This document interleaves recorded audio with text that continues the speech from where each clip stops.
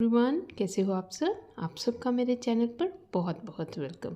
तो बच्चों, आज स्टार्ट करते हैं क्लास 3 की English reader book chapter number 1 animals world का जो इंट्रोडक्शन है एंड द डॉल्फिन पार्ट है वो मैंने कवर कर दिया है वीडियो में, आप जाके देख सकते हैं विद क्वेश्चन आंसर्स।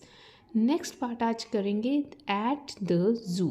ये एक अनदर पोएम है जो बहुत ही इम्पॉर्टेंट है, काफ़ी क्वेश्चंस टर्म्स में इसमें से आ जाते हैं। तो पहले इसको पढ़ेंगे और डिफ़िकल्ट वर्ड्स आपको साथ साथ में मैं बताती जाऊंगी। एट द ज़ू, इसमें जो पोएट है एक ज़ू में जाता है और एनिमल्स के प्रति जो उसकी एक सोच है, एक बिहेवियर है, वो यहाँ पे हमें बताता है। और जो एनिमल्स सोचते हैं वो भी उसने बताया है। बी केयरफुल वॉट यू से और डू, ध्यान रखो जो आप कहते हो, जो आप करते हो। When you visit the animals at the zoo, जब आप ज़ू में एनिमल्स को देखने जाते हो।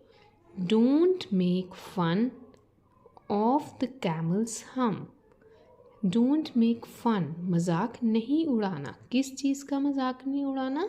ऑफ द कैमल्स हम क्या होता है? आपने ये कैमल देखा है ना, तो कैमल की जो बैक पे ये ऊपर सा ये जो चीज़ होती है उसको बोलते हैं हम्प। यहाँ पे न्यू वर्ड आ गया हम्प। इसका इंग्लिश में मीनिंग आएगा round projected part on back. Hump is, यहाँ साथ में मैं लिख देती हूँ, round projected part on back. एक राउंड सा प्रोजेक्टेड बना हुआ पार्ट कैमल की बैक पे, उसको हम बोला जाता है। He is very proud of his noble bump, उसको बहुत ही घमंड है, प्राउड है ऑफ हिज नोबल बम्प। यहाँ पे नोबल का क्या मीनिंग है कि वो चीज़ जिसकी प्रेज की जाए। यहाँ पे क्या है आएगा विच deserve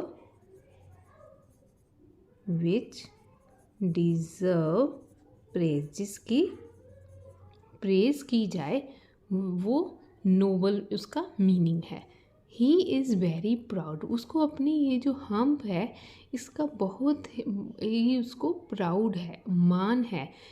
of his noble bump, इसका ये जो बम्प उसको इसको क्या बोला है पोएट ने? Noble bump. इस बम्प का कैमल को बहुत ही मान है, वो खुश है इससे। Don't laugh too much at the chimpanzee, इसको क्या बोलते हैं? चिंपैंजी। कहते इतना ज़्यादा चिंपैंजी पर मत हंसो। He thinks he is as wise as you और मी, और चिंपैंजी क्या सोचता है कि वो वैसा ही अच्छा है जैसे हम उसके साथ हैं, कि जैसे इंसान अच्छे हैं वैसे ही वो अच्छा है। तो यहाँ पे चिंपैंजी क्या सोचता है? He thinks he is as wise as you और मी। इसके हर एक स्टेंजा में से बच्चों क्वेश्चंस आ सकते हैं, तो इसलिए ध्यान से हर एक स्टेंजा को पढ़ना है। इसमें से जो क्वेश्चंस निकलते हैं, बनते हैं, आपने वो करने हैं। वीडियो एंड तक ज़रूर देखें, बाद में मैं इसके क्वेश्चन आंसर्स भी करवाऊँगी। And the penguins strutting round the lake, अब यहाँ पे किसकी बात हुई? यहाँ पे हुई है कैमल की, यहाँ पे चिंपैंजी की, और यहाँ पे किसकी हुई है? पेंगुइन्स की। अब पेंगुइन्स तो आपने देखे होंगे पिक्चर्स में, strutting and the penguin strutting round the lake. Strutting means सीधा, आपने कभी देखा है इसको झुक कर चलते हुए? जो पेंगुइन्स होते हैं हमेशा वो पूरा सीधा होके प्राउडली चलते हैं, तो प्राउडली वॉक करना उसको क्या बोलते हैं? स्ट्रटिंग। स्ट्रटिंग यहाँ पे न्यू वर्ड सीखा, इसका आएगा moving proudly. And the penguin strutting round the lake, और पेंगुइन्स क्या कर रहे हैं? लेक के साइड साइड पे बड़ा प्राउडली स्ट्रेट चल रहे हैं। Can understand remarks you make, और उनको सब पता लग रहा है जो आप उनकी तरफ देख कर रिमार्क्स कर रहे हो, कुछ बोल रहे हो उनकी तरफ देख कर। इससे क्या पता चलता है कि एनिमल सब कुछ समझते हैं जो हम उनके साथ बिहेवियर करते हैं। तो हमें कैसा बिहेवियर करना चाहिए, उनके साथ हमेशा अच्छा बिहेवियर करना चाहिए। Treat them as well as they do you, और उनको वैसे ही ट्रीट करो जैसे वो आपके साथ आपको ट्रीट करते हैं। अगर आप प्यार से करोगे तो वो भी प्यार से करेंगे। And you will always be welcome eight the zoo, अगर आप प्यार से उनके साथ बिहेव करोगे तो जब भी आप ज़ू में जाओगे तो वो एनिमल्स आपका वेलकम करेंगे, आप पर एंग्री नहीं होंगे।